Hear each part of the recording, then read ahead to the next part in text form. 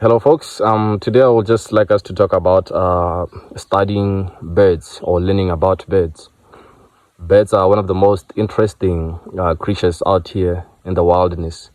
They decorate our landscape, and sometimes you do have clients coming all the way thousands of kilometers away just to see the different type of bird species this part of the world has to offer. So as a guide, it's very important, to know about them or learn about them. Even maybe make them your specialty, take it to the furthest extent to make the whole safari experience much more memorable and rewarding. So when you approach learning birds, you first learn about the birds at your doorstep. Don't instantly want to know birds that are far away from you. You just start with the birds that are around you by your doorstep. Every time you go outside, you see them, or you hear a call that you're not familiar with, that are always around your area. That are Samea's parrot calling. So you study all these birds all the way up until you now get to know about the common birds, either in your district, and then from your district you move to another, you move to a different part, and that's how you get to learn about them. Even different types of habitats that these birds love. Sometimes you go up to the mountains, you go up to the river, you go more into the dry land. So you just basically start with that, and accompanied by a book. You can get any bird book, it's okay, just for reference. You get a Roberts, a Sassel, which are amazing books with good detailed information.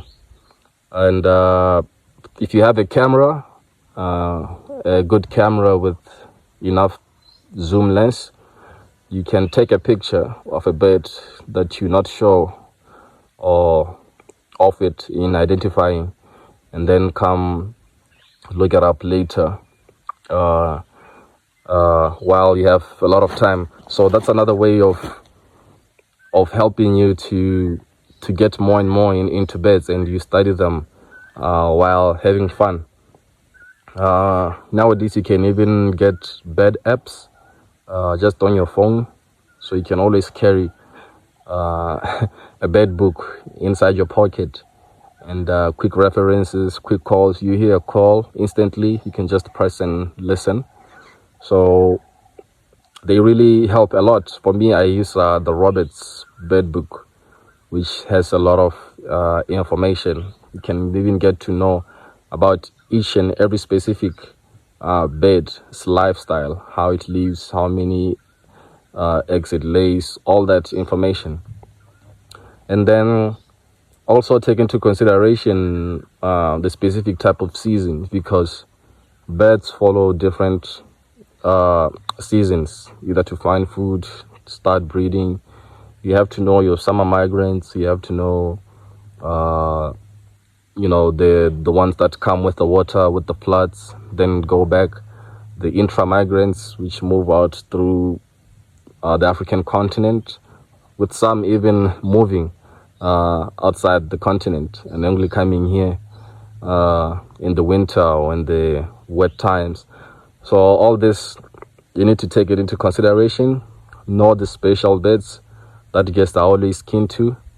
Yeah. And there are also the little brown jobs, which a lot of guides love to jump on into, because they are the most hardest to learn. They look mostly similar. Talk about the pipits, talk about the larks. They look similar but very different. So it's one of the things that you can always challenge yourself in trying to identify them. But one thing for sure, there's no guide that can say he knows all the birds. You ought to have a big hard drive to store all of them in your memory. For us here in Botswana, we have like a total of 500 species of birds, and they fluctuate with the seasons. You have to always consider which season in order to identify your bird.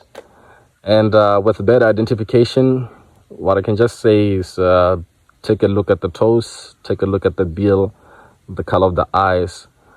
Yeah, they call it the G's, general interpretation, but I forgot it. Yeah, but that is simply what you just look up to end up identifying a specific bird.